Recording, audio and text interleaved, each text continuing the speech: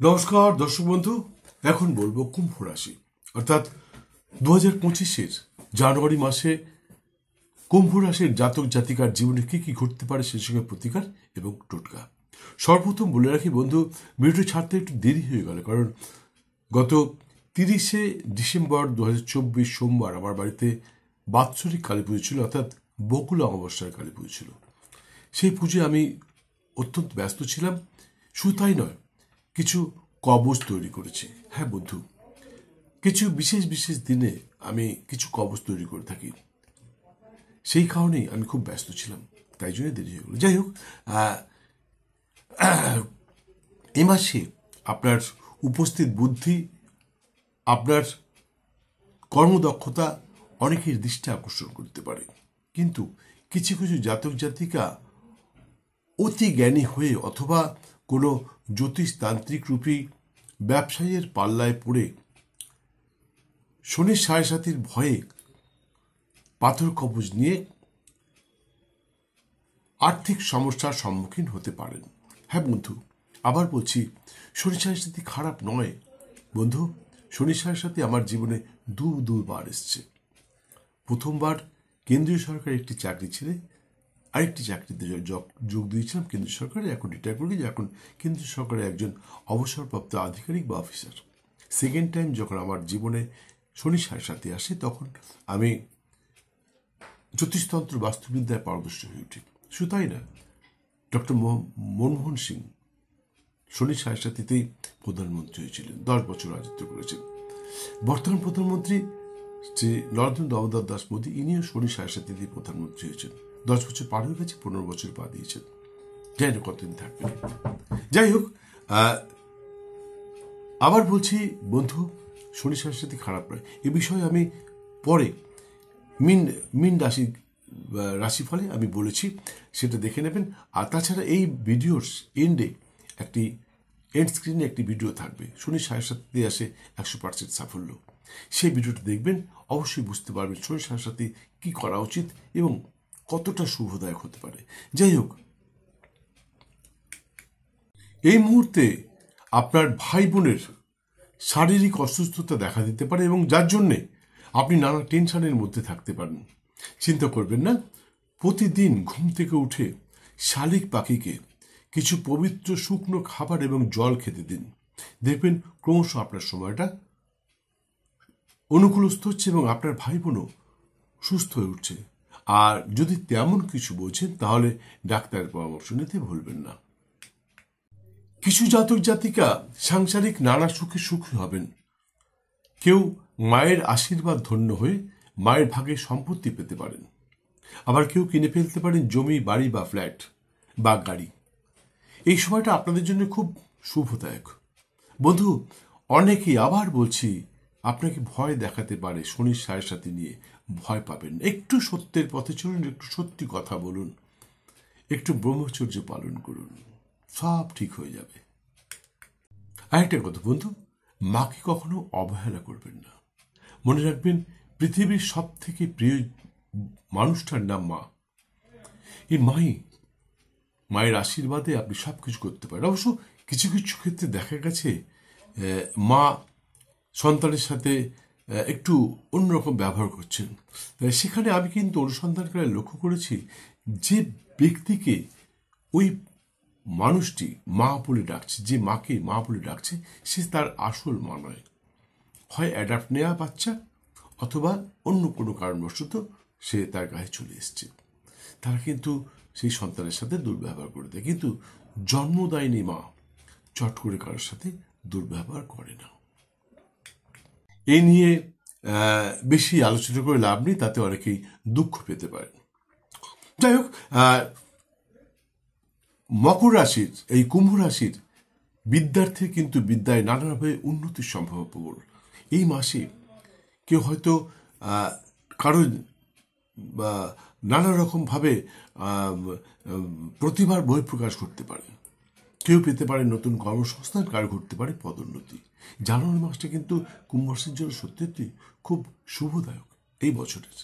এরপরে অবশ্য অনেক শুভদায়ক মাস আসবে, তবে এই মাসে কিন্তু জানুয়ারি মাসে কিন্তু কুম্ভ রাশির জন্য সত্যি অত্যন্ত শুভদায়ক। যাই হোক, শনি 7.5 চলছে, এ নিয়ে ভয় পাবেন না। আবার বলছি, এন্ড স্ক্রিনে টোটালটা দেওয়া রয়েছে। কুম্ভ রাশির জায়া অর্থাৎ জাতকের স্ত্রী, জাতিকার স্বামী অর্থাৎ বিপরীত লিঙ্গের মানুষটি অত্যন্ত গম্ভীর এবং বদরাগী হয়ে থাকে। শুধু তাই নয়, দাম্ভিক মনোভাবাপন্ন হয়ে থাকে। তাই এর সাথে সংসার করা বা মানিয়ে চলা খুব কঠিন ব্যাপার। তবে যদি মানিয়ে চলতে পারেন তাহলে কিন্তু আপনি নানা রকমভাবে সুখী হবেন। তবে একথা সত্যি যে কুম্ভ রাশির জাতক জাতিকা, সে স্বামী হোক বা স্ত্রী, তার সাথে অনেকেই ঠিক সুখী নয়, কারণ তার বিপরীত দিকের মানুষটি একটু অন্যরকম হয়, একটু বেশি রাগী হয়। যাই হোক, একটু মানিয়ে নেবেন তাহলে ঠিক হবে। অবশ্য চন্দ্রের নক্ষত্রগত অবস্থান এবং দৃষ্টি বিনিময়ের কারণে কিছু কিছু ক্ষেত্রে এর পরিবর্তনও ঘটতে দেখেছি। এই মুহূর্তে ভাগ্য আপনার সুপ্রসন্ন। কিছুদিনের মধ্যেই ভাগ্যক্রমে আরও নানা ধরনের উন্নতি করতে পারেন। অবশ্য পিতা বা পিতৃস্থানীয় কোনো ব্যক্তির শারীরিক অসুস্থতার কারণে আপনি একটু বিব্রত হবেন। সে সঙ্গে আর্থিক সমস্যাও দেখা দিতে পারে, আর্থিক অনটনের সম্মুখীন হতে পারেন। কুম্ভ রাশির জাতিক অর্থাৎ বোনেরা আগামী 12-13 জানুয়ারি 2025 সতর্ক থাকবেন। ওই দিনগুলিতে আপনার নিজের নির্বুদ্ধিতার কারণে আপনার সম্মানহানি ঘটতে পারে। মাগো, একটু ধৈর্য ধরো, একটু ভালোভাবে কথা বলো। মানুষের সাথে ভালো কথা বললে কোনো ক্ষতি হয় না। হয়তো তুমি এমন কিছু বলে ফেলবে যার জন্যে তোমার বিপরীত যে মানুষটি, তাকে তুমি এমন কিছু বলে ফেলতে সে খুব দুঃখ পাবে এবং কোনো কোনো ক্ষেত্রে সে তার প্রতিবাদ জানাবে, যে প্রতিবাদ জানালে তোমার সম্মানহানি ঘটতে পারে বা সামাজিক প্রতিষ্ঠা ঘটতে পারে। তাই কুম্ভ রাশির জাতিকা অর্থাৎ মায়েদেরকে বলছি, আগামী 12 এবং 13 জানুয়ারি 2025 কোনো কথা বলবার আগে বা কোনো কাজ করবার আগে একটু ভেবে চিন্তে করবে। কুম্ভ রাশির ভাইরা, কুম্ভ রাশির জাতক অর্থাৎ ভাইদের বলছি, আগামী 26, 27 এবং 28 জানুয়ারি সতর্ক থাকবেন। ওই দিনগুলিতে কিন্তু আপনার হঠাৎই ঠান্ডা লেগে অসুস্থ হওয়ার সম্ভাবনা প্রবল। তাই নিজের শরীরকে বাঁচাবার চেষ্টা করবেন। যাই হোক, সকলের জন্যে, কুম্ভ রাশির জাতক জাতিকা সকলের জন্য বলছি, আগামী 14, 15, 22 এবং 23 জানুয়ারি সকলের জন্য অত্যন্ত শুভদায়ক। এই দিনে আপনার আটকে থাকা যে কোনো কাজ সম্পন্ন করতে পারেন। আশা করি অবশ্যই সফলতা আসবে। তবে এই কথাও সত্যি যে শুভ দিনটা সকলের জন্য এক হলেও শুভক্ষণ সকলের জন্য এক হয় না। তাই শুভক্ষণটা এখানে বলতে পারি না। বিশেষ প্রয়োজনে আপনার নিকটস্থ কোনো জ্যোতিষশাস্ত্রজ্ঞের সাথে যোগাযোগ করতে পারেন বা স্ক্রিনে দেওয়া নাম্বারে ফোন করে চলে আসতে পারেন, অবশ্যই বলে দেবো। বন্ধু, আমি জানি আপনারা আমার ভিডিওগুলো দেখেন, সাবস্ক্রাইব করেন, শেয়ার করেন, লাইক করেন, প্রচুর ফোন করেন। কখনো কখনো আমি অধৈর্য হয়ে যাই, কেন এত ফোন আসছে। তা সত্ত্বেও আপনাদের সকলের ফোন অ্যাটেন্ড করি এবং সকলের সমস্ত প্রশ্নের উত্তর দিয়ে থাকি। কিন্তু আপনারা যেটা করেন না সেটা হচ্ছে সময় মতন বেল আইকনটা বাজান না, যার জন্য সেকেন্ড টাইম অনেকেই আমার ভিডিও দেখতে পারেন না। অনেকেই কমপ্লেন করে 2 মাস আগে, 4 মাস আগে আপনার ভিডিও দেখেছিলাম, কিন্তু ইদানিং দেখতে পাচ্ছি না, কেন দেখতে পাচ্ছি না। আসলে বন্ধু, আমরা যারা ইউটিউবার, যারা ইউটিউব ছাড়ি, আমরা ইউটিউব ছেড়ে দিই, আমরা ভিডিও ছেড়ে দিই। এরপরে সেই ভিডিওটা আপনার কাছে পৌঁছবার দায়িত্ব ইউটিউব কোম্পানির। আপনার কাছে ইউটিউব কোম্পানি তখনই পৌঁছে দেবে আমার ভিডিও যখন আপনি লাইক দেবেন, বেল আইকন বাজাবেন বা সাবস্ক্রাইব করবেন।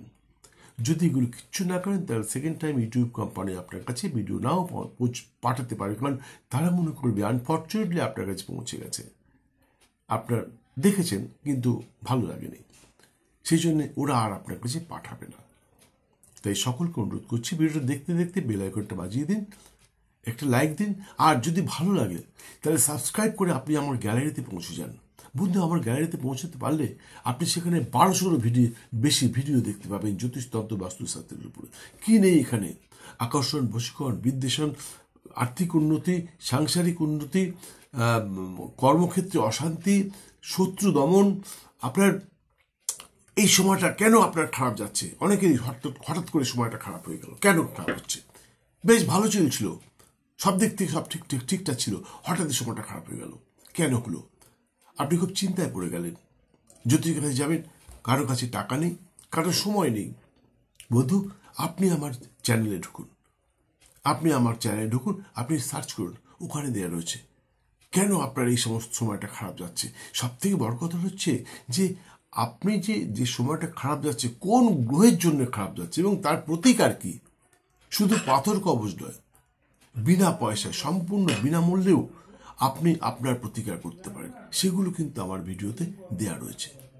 জানবার ইচ্ছুক ব্যক্তি স্ক্রিনে দেওয়া নাম্বার একটি ফোন করুন, বলে দেবো আপনি কোন ভিডিওটা দেখলে আপনার উত্তর পেয়ে যাবেন। যাই হোক, মনে রাখবেন, ভাগ্য প্লাস চেষ্টা ইজ ইকুয়াল টু ফল। আপনার ভাগ্যে আছে কিন্তু আপনি চেষ্টা করলেন না, তাহলে কিন্তু পূর্ণ ফল নাও পেতে পারেন। বন্ধু, আমি কিন্তু একটাও মন গড়া কথা বলিনি। যা বলেছি আপনার রাশিচক্রের পুঙ্খ বিচার করে তারপরেই বললাম। তাই যেগুলো বললাম সেগুলো পাওয়ার চেষ্টা করুন। আর নেগেটিভ দিনগুলোতে, খারাপ দিনগুলোতে একটু সতর্ক থাকুন। আমি তো বলে দিচ্ছি কি করতে হবে, কি ঘটতে পারে। আমার মনে এরকম কেউ বলে না। যাই হোক, কুম্ভ রাশির সমস্ত সম্প্রদায়ের জাতক জাতিকার জন্য শুভ রং সাদা এবং লাল, শুভ সংখ্যা 2 এবং 5, শুভ দিন মঙ্গলবার এবং শুক্রবার।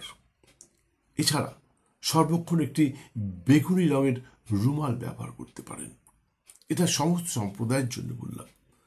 দেখবেন তাতে আপনার সময়টা ক্রমশ আপনার অনুকূলস্থ হয়ে উঠছে এবং সর্বক্ষেত্রে সফল হচ্ছেন। আর যারা হিন্দু সম্প্রদায়, হিন্দু ধর্মে বিশ্বাসী, তারা প্রতি শনিবার নিরামিষ আহার সহ ব্রহ্মচর্য পালন করে শ্রীশ্রীমা দক্ষিণাকালীর পুজোয় মাকে তুষ্ট করবার চেষ্টা করুন।